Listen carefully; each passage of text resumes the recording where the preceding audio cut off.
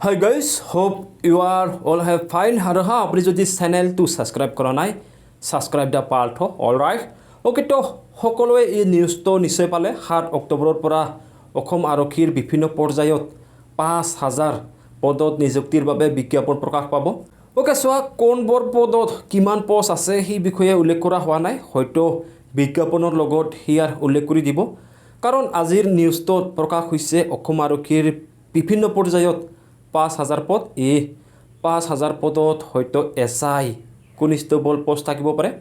Okay যি কি নহওক আৰু বহুতে এই কথা জানি আহিছে আগন্তুক অক্টোবৰ মাহত আৰু 22,000 পদত পূৰণৰ কাৰণে বিজ্ঞাপন প্ৰকাশ পাব। আৰু ইয়াক লৈ ৰাজ্যৰ মুখ্যমন্ত্ৰীয়ে 2 মাহ আগতে ঘোষণা কৰি আহিছে।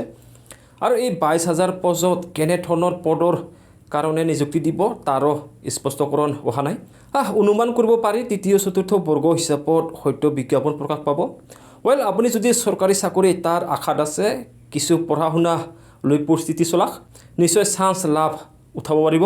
আৰু এটা কথা কওঁ, লোকসভা নিৰ্বাচন ওচৰত আহি আছে, এনেধৰণৰ চাকৰিৰ বিজ্ঞাপন চৰকাৰী আঁচনি আহি থাকিব, যাতে আপোনাৰ মিছ হৈ নাযায়। কিছু নিউজ বাতৰিৰ সৈতে যোগাযোগ ৰাখি থাকক, লাভ নিশ্চয় উঠাব পাৰিব।